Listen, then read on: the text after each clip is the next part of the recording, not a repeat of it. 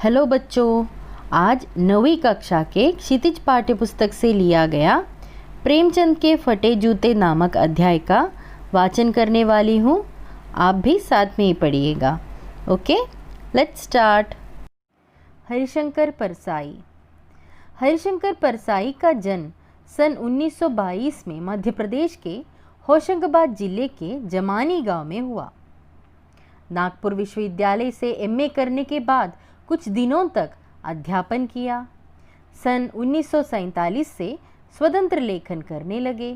जबलपुर से वसुधा नामक पत्रिका निकाली, जिसकी हिंदी संसार में काफ़ी सराहना हुई। सन 1995 में उनका निधन हो गया। हिंदी के व्यंग्य लेखकों में उनका नाम अग्रणी है। परसाई जी की कृतियों में हंसते हैं रोते हैं, जैसे उनके दिन फिरे, कहानी संग्रह, रानी नागफनी की कहानी, तट की खोज उपन्यास, तब की बात और थी, भूत के पांव पीछे, बेईमानी की परत, पगडंडियों का ज़माना, सदाचार का तावीज़, शिकायत मुझे भी है, और अंत में निबंध संग्रह, वैष्णव की फिसलन, तिरछी रेखाएं, ठिठुरता हुआ गणतंत्र, विकलांग श्रद्धा का दौर, व्यंग्य संग्रह उल्लेखनीय हैं। भारतीय जीवन के पाखंड, भ्रष्टाचार, अंतर्विरोध, बेईमानी आदि पर लिखे उनके व्यंग्य लेखों ने शोषण के विरुद्ध साहित्य की भूमिका का निर्वाह किया। उनका व्यंग्य लेखन परिवर्तन की चेतना पैदा करता है। कोरे हास्य से अलग यह व्यंग्य आदर्श के पक्ष में अपनी उपस्थिति दर्ज कराता है। सामाजिक, राजनैतिक और धार्मिक पाखंड पर लिखे उनके व्यंग्यों ने व्यंग्य साहित्य के मानकों का निर्माण किया। परसाई जी बोलचाल की सामान्य भाषा का प्रयोग करते हैं, किंतु संरचना के अनूठेपन के कारण उनकी भाषा की मारक क्षमता बहुत बढ़ जाती है। प्रेमचंद के फटे जूते शीर्षक निबंध में परसाई जी ने प्रेमचंद के व्यक्तित्व की सादगी के साथ एक रचनाकार की अंतर्भेदी सामाजिक दृष्टि का विवेचन करते हुए आज की दिखावे की प्रवृत्ति एवं अवसरवादिता पर व्यंग्य किया है। प्रेमचंद के फटे जूते। प्रेमचंद का एक चित्र मेरे सामने है। पत्नी के साथ फोटो खिंचा रहे हैं। सिर पर किसी मोटे कपड़े की टोपी, कुर्ता और धोती पहने हैं। कनपटी चिपकी है, गालों की हड्डियां उभर आई हैं, पर घनी मूछें चेहरे को भरा भरा बतलाती हैं।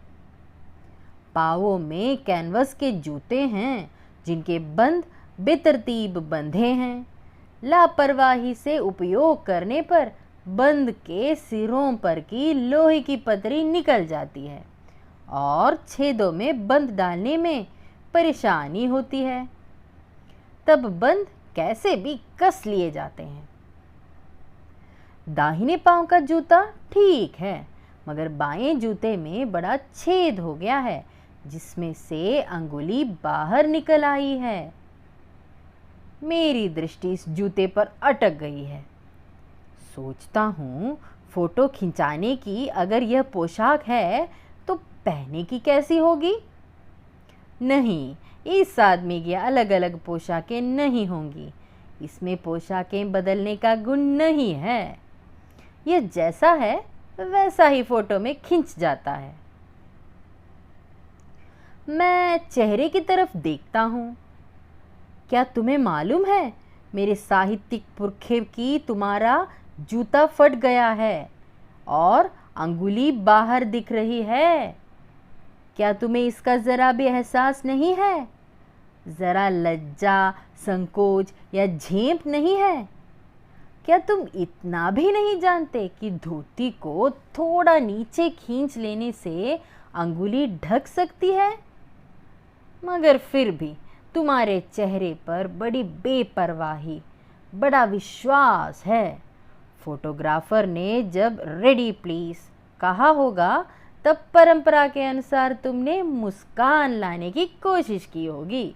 दर्द के गहरे कुएं के तल में कहीं पड़ी मुस्कान को धीरे धीरे खींचकर ऊपर निकाल रहे होंगे कि बीच में ही क्लिक करके फोटोग्राफर ने थैंक यू कह दिया होगा। विचित्र है यह अधूरी मुस्कान। यह मुस्कान नहीं, इसमें उपहास है, व्यंग्य है। ये कैसा आदमी है जो खुद तो फटे जूते पहने फोटो खिंचा रहा है पर किसी पर हंस भी रहा है। फोटो ही खिंचाना था तो ठीक जूते पहन लेते या ना खिंचाते। फोटो न खिंचाने से क्या बिगड़ता था? शायद पत्नी का आग्रह रहा हो और तुम अच्छा चल भाई कहकर बैठ गए होगे। मगर ये कितनी बड़ी ट्रेजेडी है कि आदमी के पास फोटो खिंचाने को भी जूता न हो। मैं तुम्हारी यह फोटो देखते देखते तुम्हारे क्लेश को अपने भीतर महसूस करके जैसे रो पड़ना चाहता हूँ, मगर तुम्हारी आंखों का यह तीखा दर्द भरा व्यंग्य मुझे एकदम रोक देता है। तुम फोटो का महत्व नहीं समझते। समझते होते तो किसी से फोटो खिंचाने के लिए जूते मांग लेते। लोग तो मांगे के कोट से वर दिखाई करते हैं और मांगे की मोटर से बारात निकालते हैं। फोटो खिंचाने के लिए तो बीवी तक मांग ली जाती है, तुमसे जूते ही मांगते नहीं बने। तुम फोटो का महत्व नहीं जानते। लोग तो इत्र चुपड़ कर फोटो खिंचाते हैं जिससे फोटो में खुशबू आ जाए। गंदे से गंदे आदमी की फोटो भी खुशबू देती है। टोपी 8 आने में मिल जाती है और जूते उस जमाने में भी 5 रुपए से कम में क्या मिलते होंगे। जूता हमेशा टोपी से कीमती रहा है। अब तो जूते की कीमत और बढ़ गई है और एक जूते पर 25 टोपियां न्योछावर होती हैं। तुम भी जूते और टोपी के आनुपातिक मूल्य के मारे हुए थे। यह विडंबना मुझे इतनी तीव्रता से पहले कभी नहीं चुभी जितनी आज चुभ रही है जब मैं तुम्हारा फटा जूता देख रहा हूँ। तुम महान कथाकार, उपन्यास सम्राट, युग प्रवर्तक, जाने क्या क्या कहलाते थे, मगर फोटो में भी तुम्हारा जूता फटा हुआ है। मेरा जूता भी कोई अच्छा नहीं है, यूं ऊपर से अच्छा दिखता है। अंगुली बाहर नहीं निकलती पर अंगूठे के नीचे तला फट गया है। अंगूठा जमीन से घिसता है और पैनी मिट्टी पर कभी रगड़ खाकर लहूलुहान भी हो जाता है। पूरा तला गिर जाएगा, पूरा पंजा छिल जाएगा, मगर अंगुली बाहर नहीं दिखेगी। तुम्हारी अंगुली दिखती है पर पांव सुरक्षित है। मेरी अंगुली ढकी है पर पंजा नीचे घिस रहा है। तुम पर्दे का महत्व ही नहीं जानते। हम पर्दे पर कुर्बान हो रहे हैं। तुम फटा जूता बड़े ठाठ से पहने हो। मैं ऐसे नहीं पहन सकता। फोटो तो जिंदगी भर इस तरह नहीं खिंचाऊं चाहे कोई जीवनी बिना फोटो के ही छाप दे। तुम्हारी यह व्यंग्य मुस्कान मेरे हौसले पस्त कर देती है। क्या मतलब है इसका? कौन सी मुस्कान है यह? क्या होरी का गोदान हो गया? क्या पूस की रात में नीलगाय हल्कू का खेत चर गई? क्या सुजान भगत का लड़का मर गया क्योंकि डॉक्टर क्लब छोड़कर नहीं आ सकते? नहीं, मुझे लगता है माधो औरत के कफन के चंदे की शराब पी गया, वही मुस्कान मालूम होती है। मैं तुम्हारा जूता फिर देखता हूँ। कैसे कट गया यह मेरी जनता के लेखक? क्या बहुत चक्कर काटते रहे? क्या बनिए की तगादे से बचने के लिए मील 2 मील का चक्कर लगाकर घर लौटते रहे? चक्कर लगाने से जूता फटता नहीं है, घिस जाता है।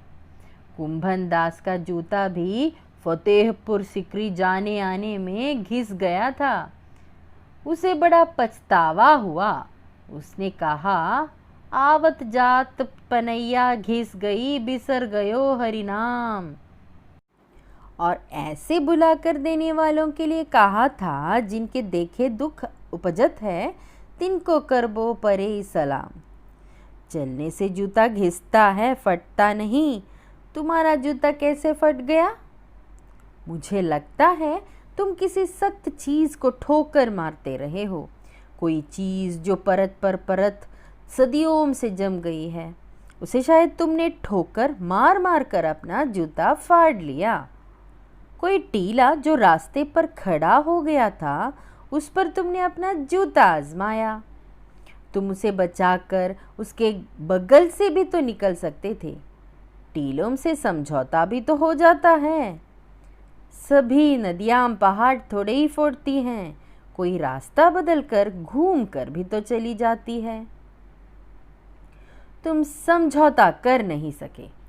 क्या तुम्हारी भी वही कमजोरी थी जो होरी को ले डूबी? वही नेम धर्म वाली कमजोरी? नेम धर्म उसकी भी जंजीर थी, मगर तुम जिस तरह मुस्कुरा रहे हो, उससे लगता है कि शायद नेम धर्म तुम्हारा बंधन नहीं था, तुम्हारी मुक्ति थी। तुम्हारी यह पांव की अंगुली मुझे संकेत करती सी लगती है, जिसे तुम घृणित समझते हो उसकी तरफ। हाथ की नहीं, पांव की अंगुली से इशारा करते हो। तुम क्या उसकी तरफ इशारा कर रहे हो जिसे ठोकर मारते मारते तुमने जूता फाड़ लिया? मैं समझता हूँ, तुम्हारी अंगुली का इशारा भी समझता हूँ, और यह व्यंग्य मुस्कान भी समझता हूँ। तुम मुझ पर या हम सभी पर हंस रहे हो, उन पर जो अंगुली छिपाए और तलवा घिसाए चल रहे हैं, उन पर जो टीले को बरकाकर बाजू से निकल रहे हैं। तुम कह रहे हो, मैंने तो ठोकर मार मार कर जूता फाड़ लिया, अंगुली बाहर निकल आई, पर पांव बच रहा और मैं चलता रहा। मगर तुम अंगुली को ढांकने की चिंता में तलवे का नाश कर रहे हो। तुम चलोगे कैसे? मैं समझता हूँ, मैं तुम्हारे फटे जूते की बात समझता हूँ, अंगुली का इशारा समझता हूँ, तुम्हारी व्यंग्य मुस्कान समझता हूँ।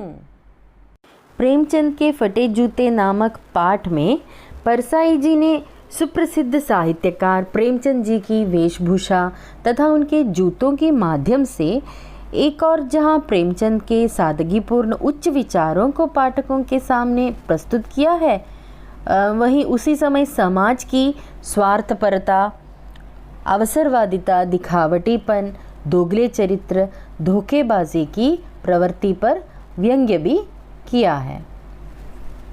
लेखक के सामने प्रेमचंद का एक फोटो है जिसमें वे अपनी पत्नी के साथ है। फोटो में वे कुर्ता धोती पहने हुए तथा सिर पर टोपी लगाए हुए हैं। कनपट्टी चिपकी, गालों की हड्डियां उभरी तथा चेहरे पर घनी मूछें हैं। उन्होंने पाँवों में कैनवस के जूते पहने हुए और जूते फटे हुए हैं। लेखक प्रेमचंद के फटे जूते को देखकर आश्चर्यचकित होकर कहते हैं कि फोटो खिंचाने की अगर यह पोशाक है तो पहनने की कैसी होगी? जूते में बड़ा छेद हो गया है जिसमें से अंगुली बाहर निकल आई है, फिर भी चेहरे पर बड़ी बेपरवाही और विश्वास है। यह मुस्कान नहीं, इसमें उपहास है, व्यंग्य है। वह आगे कहते हैं कि इससे अच्छा होता तुम फोटो ही नहीं खिंचाते। तुम फोटो का महत्व नहीं समझते। लोग तो ऐसे कामों के लिए जूते क्या, कपड़े और बीवी तक मांग लेते हैं। लेखक सोचते हैं कि साहित्य के इस पुरखे को अपने जूते फटे होने का ज़रा भी एहसास नहीं है। उनको कोई लज्जा या झेंप नहीं है, क्योंकि उनके चेहरे पर बड़ी बेपरवाही भरा विश्वास है। उनकी अधूरी मुस्कान देखकर लेखक सोचते हैं कि यह मुस्कान नहीं, इसमें उपहास एवं व्यंग्य छिपा है। उनको ऐसा लगता है कि वे फ़ोटो खिंचाने का बहुत इच्छुक नहीं रहे होंगे, पत्नी के आग्रह को टाल न सके होंगे और अच्छा कहकर फ़ोटो खिंचाने बैठ गए होंगे। लेखक सोचते हुए कहते हैं कि आजकल लोग फ़ोटो खिंचाने के लिए जूते, कोट और यहाँ तक दूसरों की बीवी तक उधार मांग ले आते हैं और लोग इत्र लगाकर फ़ोटो खिंचवाते हैं ताकि फ़ोटो में खुशबू आ जाए।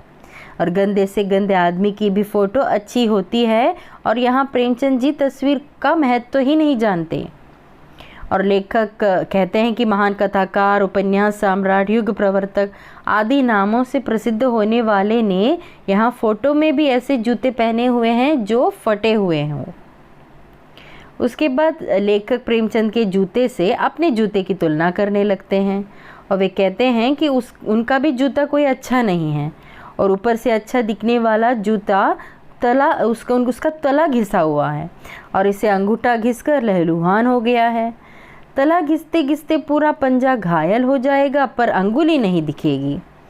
लेखक फ़ोटो की ओर इशारा करते हुए कहते हैं कि तुम्हारे पाँव सुरक्षित हैं पर अंगुली दिख रही है और मेरी अंगुली ढकी है पर पंजा घिस रहा है। मैं तुम्हारी तरह फटा जूता नहीं पहन सकता हूँ, ऐसा लेखक कहते हैं। लेखक प्रेमचंद जी की मुस्कान को देखकर अनुमान लगाने लगते हैं कि वे ज़रूर उनके लेख या कथा पात्रों के बारे में सोच रहे होंगे, इसी वजह से उनकी मुस्कान तस्वीर में ऐसी दिखाई दे रही। फिर लेखक सोचने लगते हैं आखिर प्रेमचंद जी के जूते फटे कैसे, और लेखक को समझ आ जाता है कि प्रेमचंद का जूता लंबा चक्कर काटने से नहीं फटा होगा, बल्कि वे सारे दिन किसी कठोर वस्तु को ठोकर मारते रहे होंगे और रास्ते में पड़ने वाले टीले से बचकर निकलने के बजाय वे उसे ठोकरे मारते रहे होंगे। उन्हें समझौता करना पसंद नहीं है। इसी वजह से आखिर में लेखक मानते हैं कि प्रेमचंद की उंगली किसी घृणित वस्तु की ओर संकेत कर रही है जिसे उन्होंने ठोकरे मार मार कर अपने जूते फाड़ लिए हैं और वे उन लोगों पर मुस्कुरा रहे हैं जो अपनी उंगली को ढकने के लिए अपने तलवे घिसते रहे हैं। अगर ये वीडियो आपको अच्छा लगा तो सब्सक्राइब कीजिए, ज़रूर शेयर कीजिए और बेल आइकन दबाइएगा। अभी अगली वीडियो में मिलते हैं। Thank you.